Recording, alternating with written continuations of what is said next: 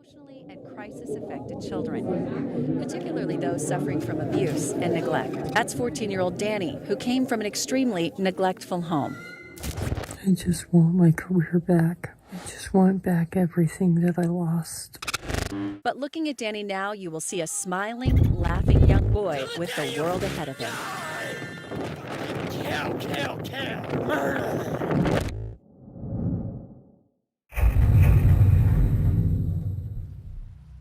Daniel Robert Larson was born November 15, 1998, into what has been speculated to be a neglectful family. Daniel would be accompanied 3 years later in 2001 by two sisters who would tragically pass away very soon after their birth, leaving Daniel to be an only child.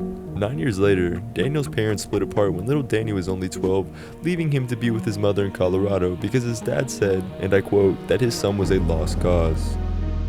With no one to take care of little Danny, at the age of 14, he would be introduced into the foster home system of America. Daniel went to a total of around 15 homes, with one of those being the Tennyson Center for Children. This would come to be an incredibly impactful time in Daniel's life because of the progress he would make. With this success, he would also meet the Bob Proctor, one of Daniel's mentors, role models, and I mean the dude was pretty much Daniel's dad. Bob would do lots to help Daniel, like kickstart his music career and more, which we'll get into later. But the Tennyson Center is most infamously known in the Larson-verse for this clip, which is known as Daniel's true star career debut. But not all things were good at the Tennyson Center, as Daniel alleged abuse against the center, claiming that the place consisted of only a brick room, only lit up by a single window dubbed the timeout room, and that it was a quote-unquote very violent place. And since it's Daniel, most will discern it as boy who cried wolf, but the truth is that an 11-year-old boy would sadly pass away while being of residence at the center, among many other tragedies that have been placed at the center, resulting in its closing in 2021. As Daniel would get older, it was inevitable that he would be introduced to the school system, but little is known about Larson as a teenager or in high school, except that he was the mascot for the school softball team, as pictured here, and I think which is Daniel may be pretty obvious.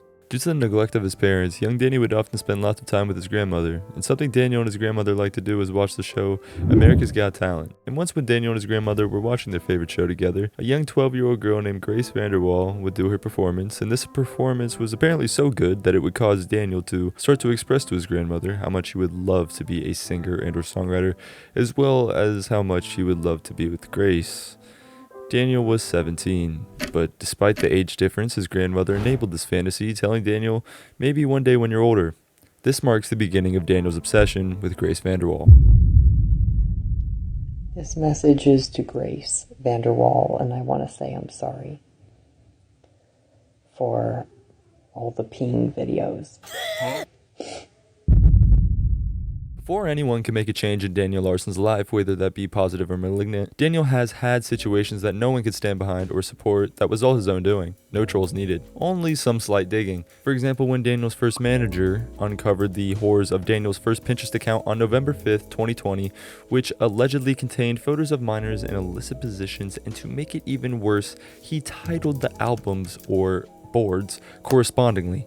This guy was never savable. Besides being a pedophile, Daniel has done many other horrible things in his life, such as beating his own mother and grandmother, among the many other horrible things Daniel's own mom has to say about him in this comment right here.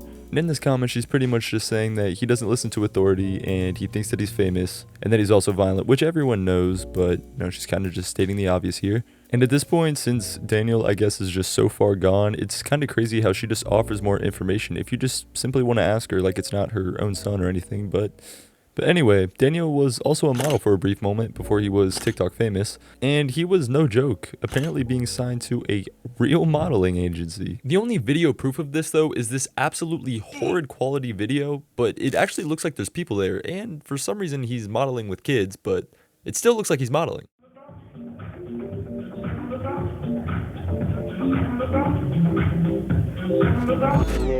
2019 September would be the start of Daniel's TikTok career, as he would upload his first video to the tag DanielLars20 of him just having fun at what seems to be the fair. This video is followed up with the infamous "Good night, everyone. Thank you all for your support" video, gaining him tons of publicity. Many people would see the quirks of Daniel Larson, and along with such substantial publicity came an equal amount of trolls. This meaning it would sadly be the end of Daniel's life being uninfluenced by the underbelly scrapers of the internet, and the start of Daniel's soon-to-come demise. Daniel's illusions were all set by what was his quote-unquote management, and that was because of his aspirations to become a musician, as we covered earlier. The stereotype of musicians having managers was the perfect hook for trolls to get Daniel to do whatever they wanted just for their amusement. Daniel's first illusion set by one of his first managers at the beginning of his career was named Roach Records, and that was that he was on the prowess of becoming a famous musician with his first song Fake News, which was actually able to straggle together a whopping 16,000 views on YouTube. The song was actually a diss track geared towards his prior management, who was the first true Larson management group named Fine Dining Records, who may sound quite familiar. Hello, ladies and gentlemen. I will not be doing porn. The company Fine Dining Records tried to use me as a scam. I did not let it happen. Which consisted of just a group of kids on Discord actually that were somehow able to get in contact with Daniel, essentially just toying with the guy they found on the internet.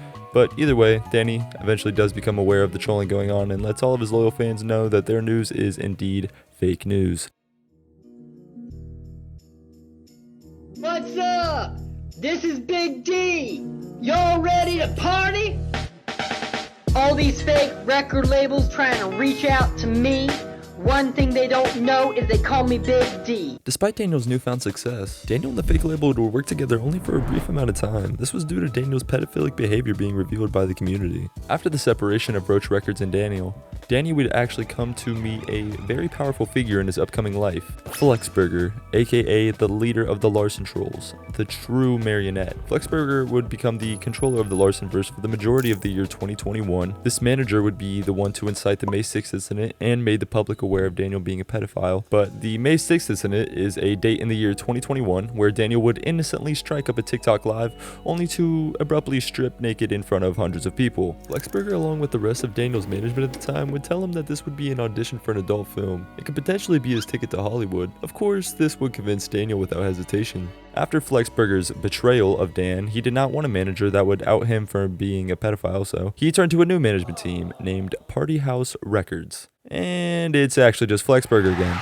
But this time, Flexburger has a friend who is here to help Daniel get to the next step with his music career. This friend would be under the name Jay O'Donna, and he would go on to help produce some of Daniel's future music, as well as a little bit of trolling too, of course. Under his new record label, Daniel would go on to release even more songs, those being the infamous banger Roaring Thunder. Hello, this is Daniel Larson. Please stay tuned for my upcoming song, And the not so popular track South Side. We on the south side. We on the south side. The south don't mess with the west. With 3 songs under Flexburger's management, it seemed he may stay after all, even after what had thought to have been him being fired before, but Flexburger would sadly have to give up his title, as Daniel's manager to a character named Sabbath, who actually allegedly blackmailed Mr. Burger for the position. This community seems ridden with blackmailing and doxing and stuff, so please never actually get involved with trying to have influence in these quote-unquote puppet people's lives.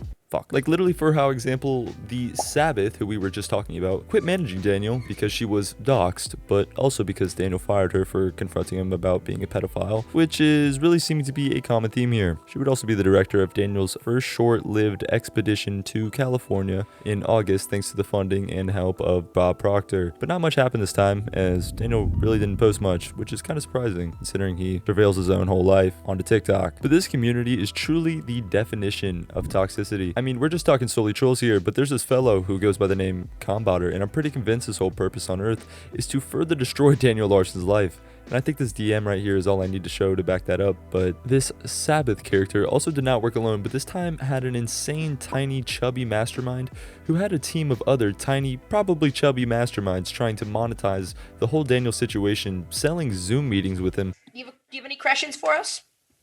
2594, you're unmuted. You need to ask your question? Hello? Move on. Move on. T2595 is being absolutely extravagant. As well as World of T-shirt merch, which we kind of will get into later, and at first the operation was quite fruitful, but once again a manager would meet their demise with the doxing, being the end of Titan Co. or Jared Management. Hey guys, Jared here. The tiny chubby mastermind. With still no sign of Flexberger and his producer friend over at Party House Records, Daniel's music career would meet a halt with no one to help him get music out, and that is where our friend Quacko was introduced. The only video where we physically hear Daniel speak about Quacko was in this disturbing video, where Daniel delivers what I think most could say is a sinister message. Quacko, Quacko, Quacko, Quacko, Quacko, Quacko. Fuck you, bitch. Yeah, I'm pretty sure this will just go in one ear and out the other because all you do is just fucking lie. But then we actually hear why Daniel is so angry, figuring out that maybe Quacko had sim-swapped his mentor Bob Proctor's phone number and was calling Daniel from it.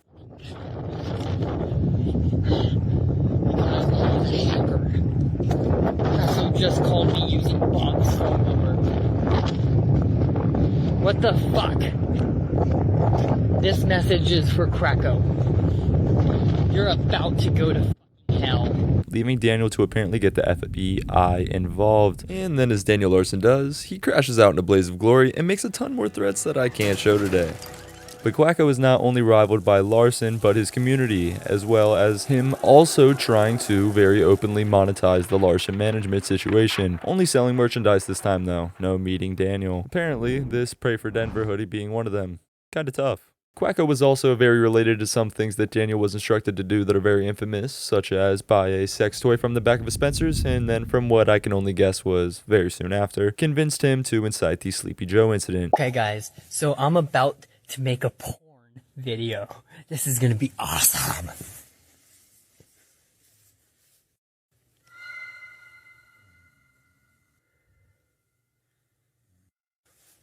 There he is. It's gonna be featuring Sleepy Joe. Upcoming porn star. Sleepy Joe.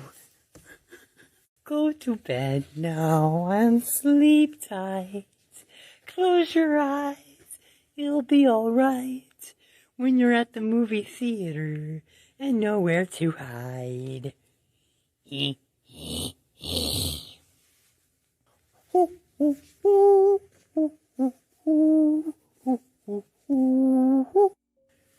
I still think I bought this entire movie theater out. This would be an incident where Daniel's manager would convince him he had rented out a movie theater, only to find a man sleeping in the back of one of the theaters. Daniel is then instructed by Quacko to create a porn video with the man, and being Daniel's management, he complies with absolutely no question, and even seems a bit enthusiastic about creating said video. Quacko held management over Daniel for a whopping 6 months. That's one of the longest streaks any company has had with Daniel, but it was after Daniel's sudden disappearance that was pinned to Quacko. He, like the others, were doxxed, and because of that, resigned from managing Larson in the midst of 2022. But whether Daniel deserves it or not, there are some people in this world who truly just want to help him. One of these people being someone named Ox, or Oxes, is next up on the phenomenal list of people who have managed Larson, and he seems to be one of the few people who actually really do care for him. Ox had assisted Daniel in many ways, such as giving him food to eat, an ID for a day-to-day living situation, and a place to sleep, going as far to get him hotels for the span of a few months, and monitoring his social media for people who were just out to mess with him. Trolls that were caught by Oxes actually got quite a similar treatment as many other people in the Larsonverse, a good old-fashioned doxing.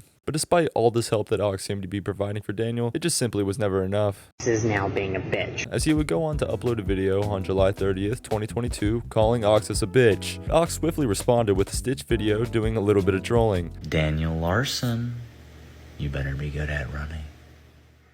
Ox's retaliation would not stop there, when on August 2nd, he would make a donation goal on one of Daniel's Twitch streams that he actually set up for him. Oh.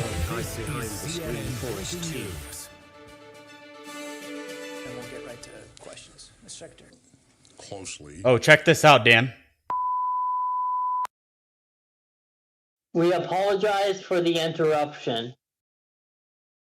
Normal programming has been interrupted at the request of the U.S. government. Everyone receiving this broadcast should pay close attention. The information contained in this broadcast is vital to your safety. Please stand by.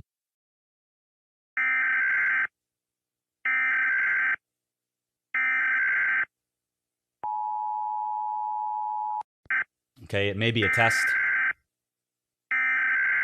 This is not a test. The United States has been subjected to a nuclear attack. The North American Aerospace Defense Command has detected the launch of 12 nuclear missiles aimed towards the mainland United States. as soon as possible. Nuclear fallout is a byproduct of nuclear attacks, and prolonged exposure to it Dan, are you within 300 miles of Los Angeles? Yes. will almost certainly kill you.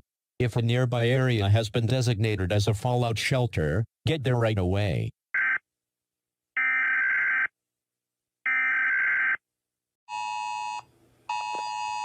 Okay, we're going on lockdown. Houston, New York City, Phoenix, Philadelphia.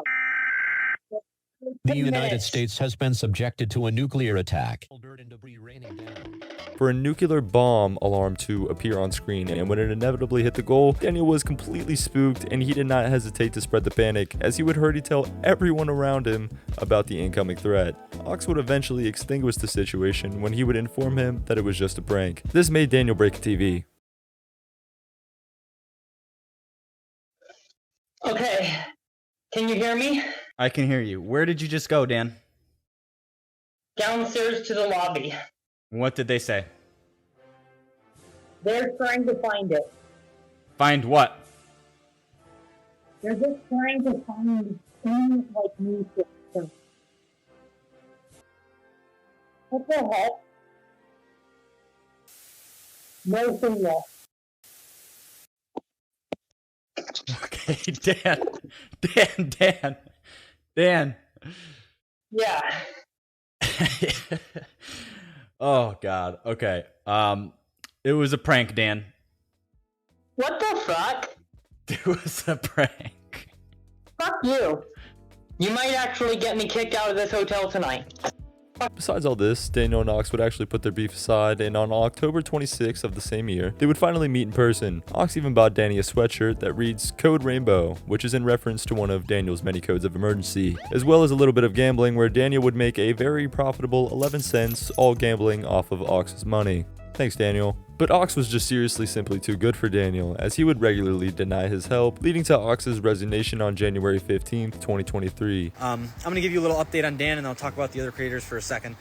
But right now, Dan is actively refusing the services in Denver for him. He will never be going back to Denver. There is currently a warrant out for his arrest. He's missed some court. He is not going back. He has been advised to look for housing out here in California.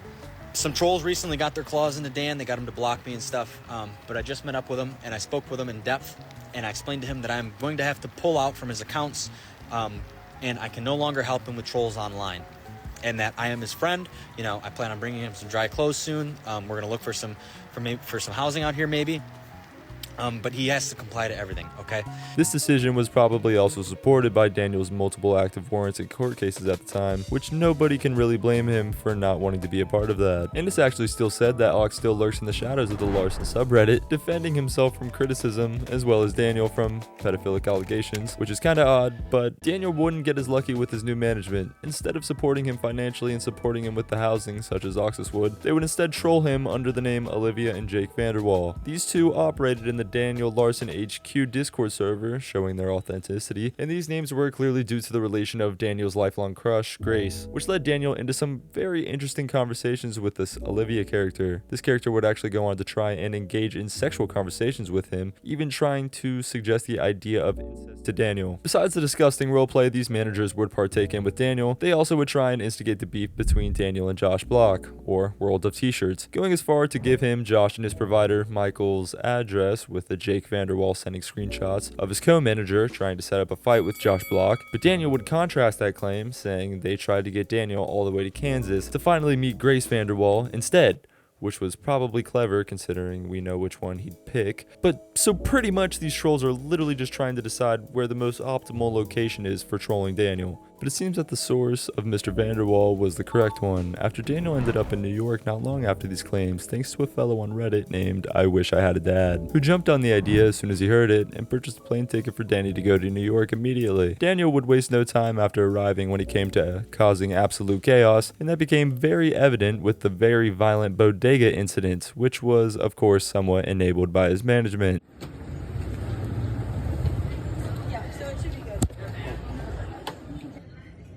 You to leave. We're on the phone with the police. Daniel, I've asked you to come on, leave. Daniel. You know me. No, I don't. You do. We're friends. No, I don't. I'm on the phone with my security. Are you smoking crack or tweak? No, I'm not. Stop. I'll spare you guys the rest of this clip because it's just them following around the shop, trolling Daniel, and eventually they do leave, but Daniel Larson does not. And that would be how he'd end up like this.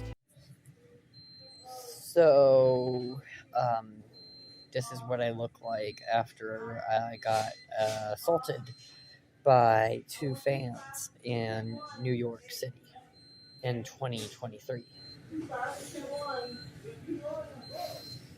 But Daniel Larson HQ would take it just a step farther when they would somehow convince Daniel that John Pork was a real person and that he was not only real but had also threatened him, just adding to his delusions. But this was not for no reason, as Daniel had actually been receiving messages from a John Pork recently who... Okay, so apparently, from my understanding, my security has confirmed that John Pork is from the Reddit and he is the current one stalking me.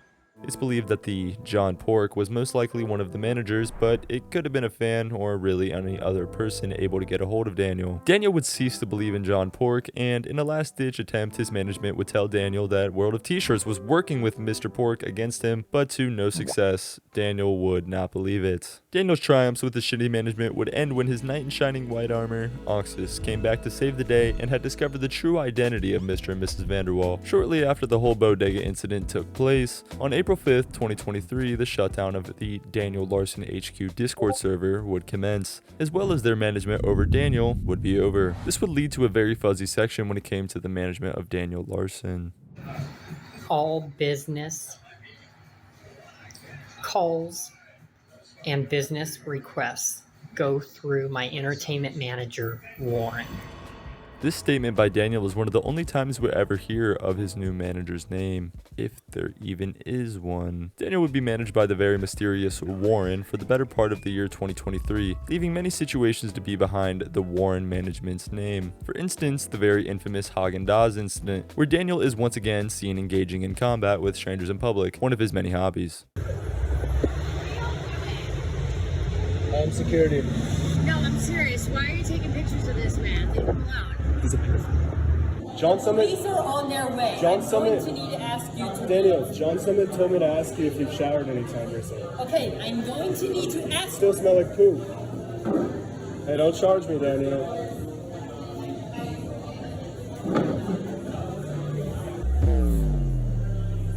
Sir is leaving the premises. Hey! You want a shirt on the breed? Okay, I'm on the phone with Get the out fucking now! police. You have a warrant for your fucking arrest. Oh! Holy shit!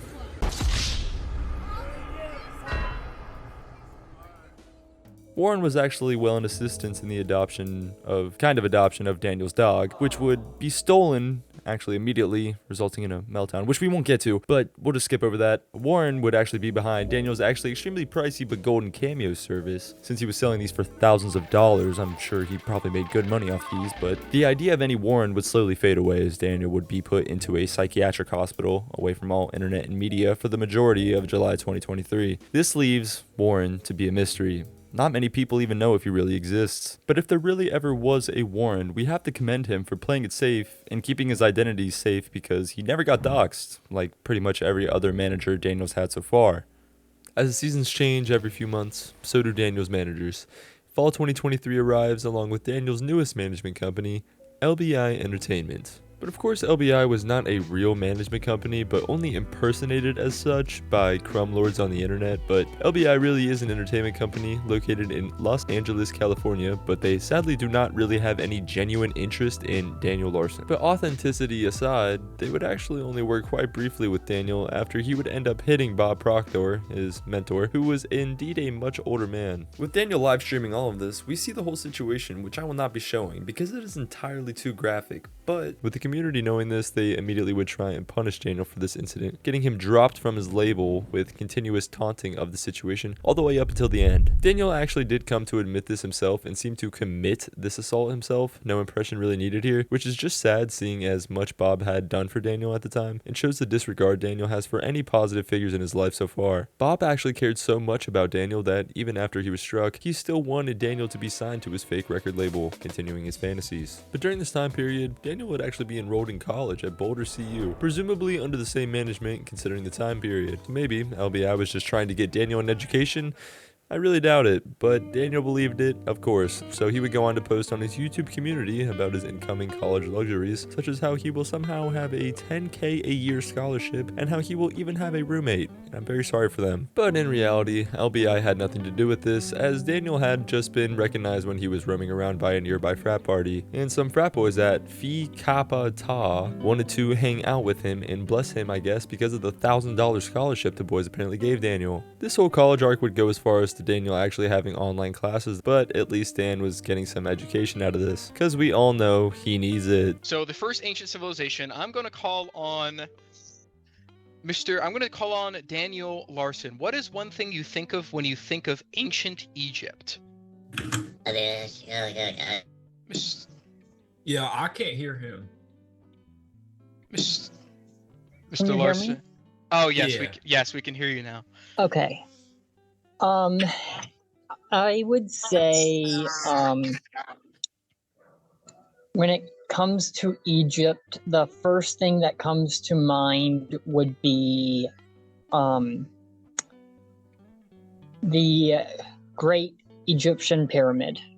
Perfect. That was the answer I was looking for. Thank you. This is a pyramid that was constructed 2,500 years ago. Now, something that's much closer to home, that happens to be in Texas, is the Temple of Quantares III.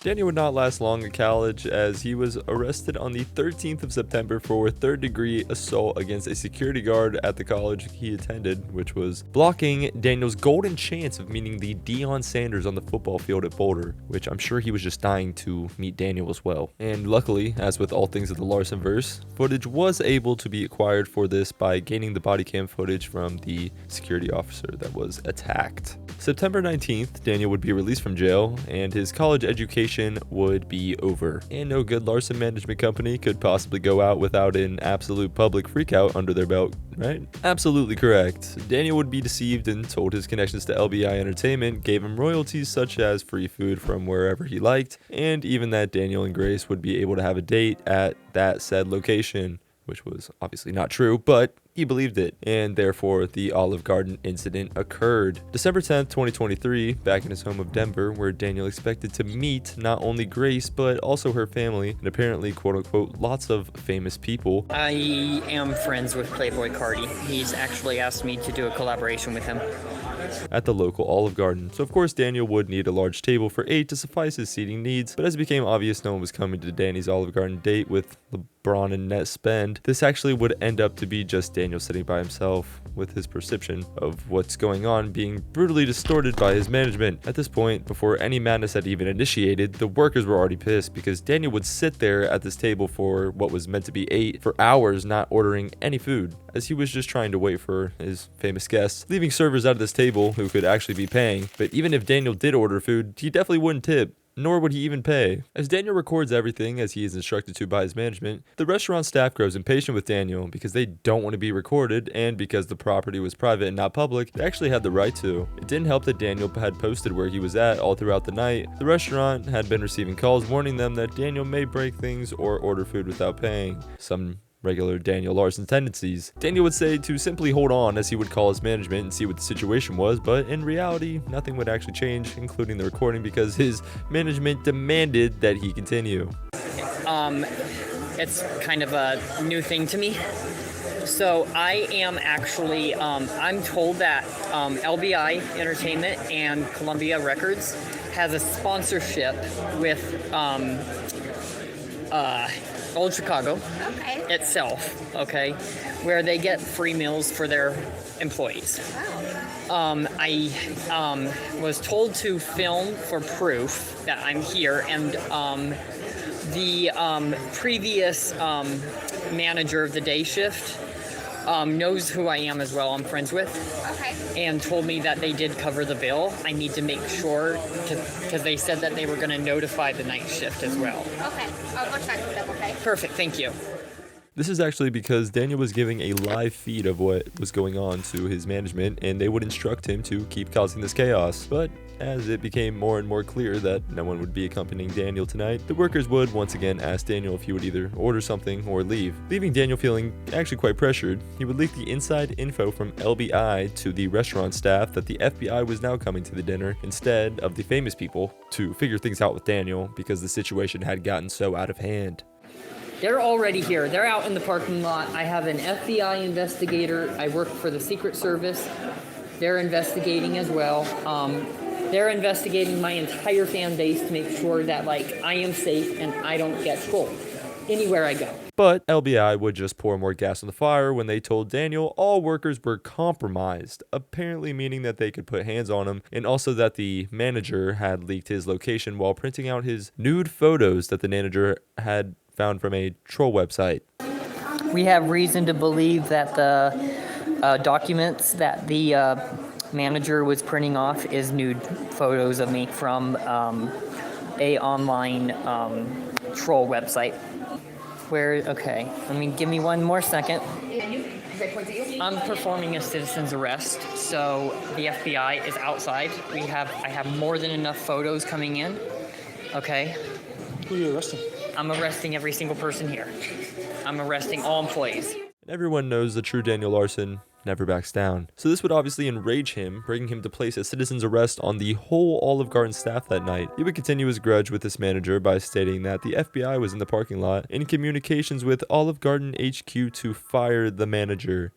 I just got word from the FBI and Rick Yorn, LBI Entertainment, that you are being sued. I just got notified that Rick Yorn at LBI Entertainment, who is the CEO, has called the head manager and the CEO of all Olive Gardens, and you're fired.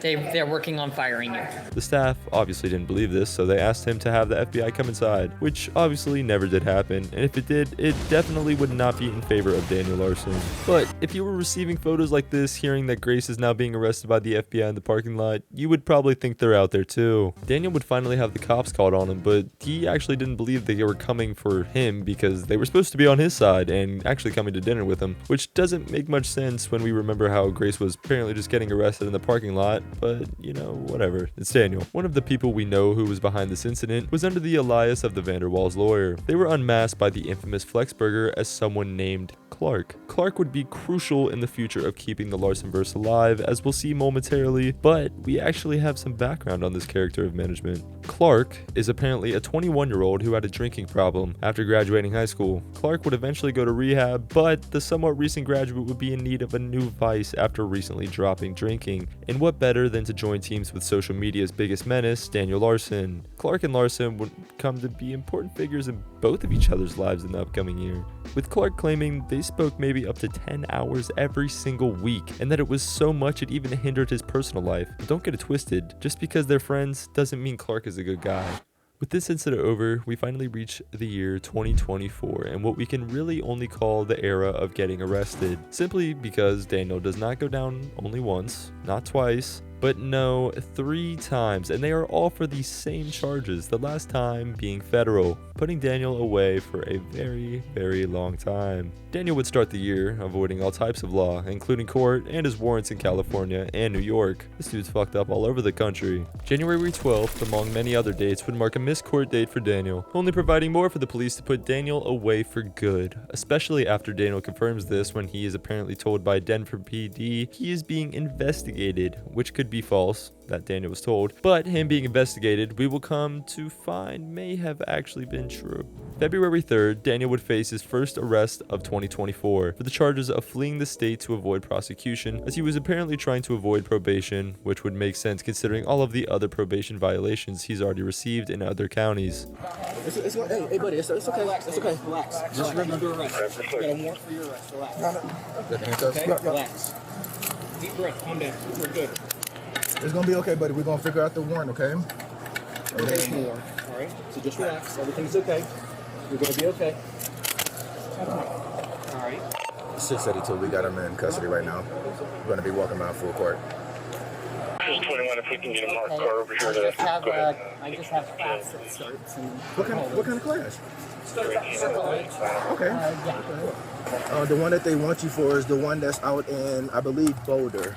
Something about probation violation or something. So you clear that stuff up with them, it's gonna be all good, okay? With Daniel's one phone call, he would call the all-reliable Flexburger from jail and lets him know that everyone has been actually very nice to him, and he's even been getting some help. Throughout the month, though, it seemed maybe Daniel would prefer talking to Clark, as he would call him more than Mr. Berger, complaining to him about Bob's failure of supporting Daniel, and confides his hopes of Grace bailing him out to Clark. Daniel would also, of course, creepily start talking about his future with Grace Vanderwall, and also would request the Reddit's help in getting him out. During their conversation, Daniel would also reveal that he may have to stay in jail for possibly up to 4 months, but there may be a chance for him to be released early. And very luckily for Daniel, this did look to be the case, as on March 1st, Daniel is allowed another court hearing, this one granting him 1 year of probation, and Daniel is released back into the public. And I feel like just by looking at him, this should already be just known that this is probably not a good idea. But March 4th would be the first scheduled probation meeting for Daniel to have to show up to, and to everyone's surprise, he actually did show up, probably just not wanting to go straight back to jail. Daniel's good behavior would continue as he would continue to go to the meetings, resulting in the probation's cancellation on March 8th, which really didn't last that long. But at this point, Daniel's mostly become a free agent, most likely due to the copious amounts of trouble he's been in with different law enforcement. No one wants a part of it, and the only one to claim to be a manager of Daniel at this point remains to be Clark. Flexburger would continue to influence him from the sideline, but not to the caliber of Clark, due to his incredibly close relationship with Daniel. For the next few weeks, Daniel would be trolled in regular Larson vs. fashion until he was arrested again on the 19th of March for being a fugitive of justice after violating his parole, assisted by the trespass on Daniel from an IHOP. But this time, Daniel would actually only stay in jail for merely 2 days after receiving a court hearing ordering him back at the court March 27th, also deeming him allowed back into society. I really do not understand, but Daniel would be let out, and he would continue to struggle by using money from live streams and donations, but stealing when funds went dry, not helping what would soon to be repeated. Daniel's lack of transportation would actually hinder his ability to even make it to court. On March 27th, he would become a fugitive of justice once again, and instead he would marvel at the length of this train and do many other artsy things throughout the day instead of caring about court. He would even do things as just go to the park, compare some geese to him and Bob. That's exactly my friendship with Bob and what we do. I'm the one that's on the right. Bob's the one on the left. Even see these fans take a picture with their truck. And I think this was Daniel really just soaking in his last days as a free man.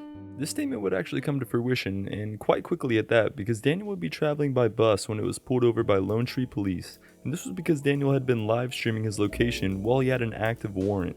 And on April 2nd, the officers would identify Daniel and arrest him for the charge of being a fugitive of justice for the 4th time this year alone. Crazy numbers Daniel is putting up here. But once again, Daniel is only held briefly, being let out after only staying 1 night in Jefferson County Jail, which is not far from Daniel's hometown of Denver. Daniel, once again, would walk free. It's a story all too familiar, until we figure out what's been going on behind the scenes. The actual FBI, not Daniel's iteration of the FBI, for about half a year had been conspiring against Daniel and compiling a case on him to finally bear him away from society once and for all. Besides the petty dine and dashing among other pesky things Daniel has done, Daniel has threatened many people and places. That includes the White House. Daniel's continued terroristic threats would be the main driver of what would inevitably put him away, especially when he would threaten a Secret Service agent named Daniel McDougal, who was a very real federal agent who was investigating Daniel for the whole of the investigation. Even after Daniel's initial threat, he would go on to make a slew of more threats, including the worst being that he was going to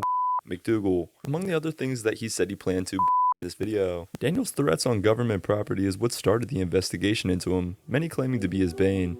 With all charges looked over by the jury, a federal warrant for Daniel's arrest would be underway on April 25th, putting police eyes actively out for Daniel. Only 5 days later, on the 30th, while on his way to McDougal's office for his meeting, it is gathered by the community that he actually cut him short on his way there, placing him under the custody of the FBI. This meant that Daniel was looking to stay a little bit longer than a day this time around. Daniel's 5th and final arrest of 2024 would be under the charges 6 counts, threatened use of explosive, and 1 charge of interstate communications of threats, which the second one means whoever transmits in interstate, or you guys can just read it, but In total, these charges were looking like a max of 65 years in federal prison for Larson, but soon 4 of the threatened use of explosive charges would be dropped, leaving Dan's max time at a mere 25 years instead, which is actually quite disappointing. But the Larson-verse and hopes would live on when Daniel would make a call to one of his trolls or fans or whatever they are, and you would think he would be trying to get in contact with the lawyer or something, but no. This call is from Daniel Larson. So, there's the old saying, you fake it till you make it. You just gotta, realize what makes you sound crazy and not say that and just fake, take a plea deal. Right, and my big fear is I'm afraid that I'm going to have to plead guilty, because the thing is, if I plead guilty, then I don't think I can be with Grace. Well, if you, and I think why do you think that? He is still worried about trying to get with Grace Vanderwall, and I truly can't say I understand Daniel's thinking here, but this was fairly recent, actually being recorded on October 8th, 2024, bringing the timeline to the present with Daniel indefinitely behind bars.